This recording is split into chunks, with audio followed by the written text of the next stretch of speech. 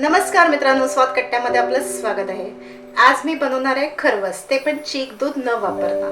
तर आता इथे मी एक भांड घेतलंय, त्यावर मी चाळण ठेवत आहे आणि त्यावरती एक सुती कपडा ठेवत आहे। आता इथे मी 1 कप इतकं दही घेतलेलं आहे, ते मी यामध्ये घालत आहे।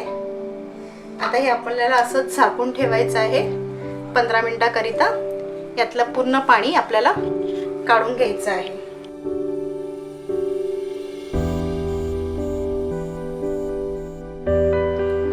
आता आपण आपले दही चेक करूया।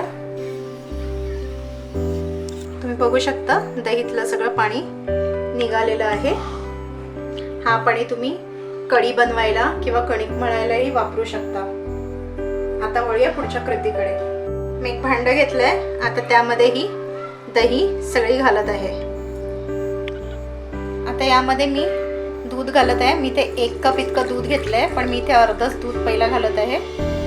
इथे मी 4 चमचे इतकं कॉर्नफ्लोअर घेतलेलं आहे, तोही मी यामध्ये घालत आहे। आणि 1/4 कप इतकं मी पिठी साखर घेतलेली आहे। साखर तुम्ही तुमच्या चवीनुसार घालू शकता। आता हे मिश्रण आपल्याला सगळं एकजीव करायचं आहे। एकही गुठली राहता कामा नये यामध्ये। व्यवस्थित आपल्याला हे सगळं मिश्रण मिक्स करायचं आहे।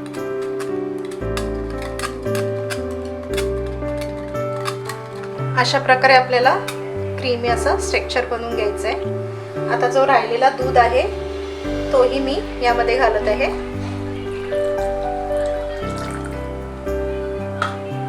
आता हा पण आपल्याला व्यवस्थित स्टर करून घ्यायचं आहे।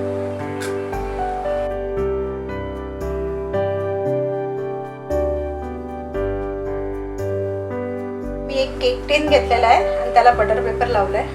आता हा जो मिश्रण आहे तो मी यामध्ये घालत आहे।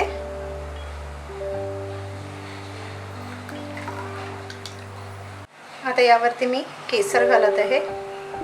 केसर ऑप्शनल आहे, तुम्हाला हवं असेल तर तुम्ही घालू शकता। मी इथे पाणी उकळण्यासाठी ठेवलेलं आहे आणि त्यामध्ये आता मी हा भांड ठेवत आहे। एक स्टँड ठेवलाय मी आतमध्ये आणि त्यावरती हा भांड ठेवला आहे। आता आपल्याला साधारण 15 ते 20 मिनिटं मध्यम आचेवर हे शिजवून घ्यायचं आहे। आता आपण खरवस चेक करूया।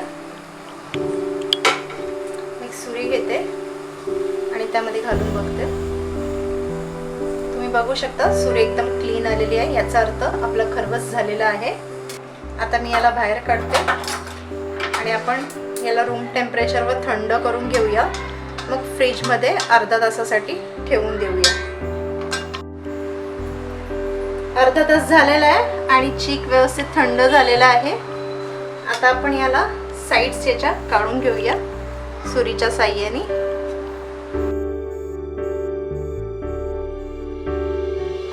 आता आपण हा चीक काढून घेऊया। आता मी याचे काप करून घेते।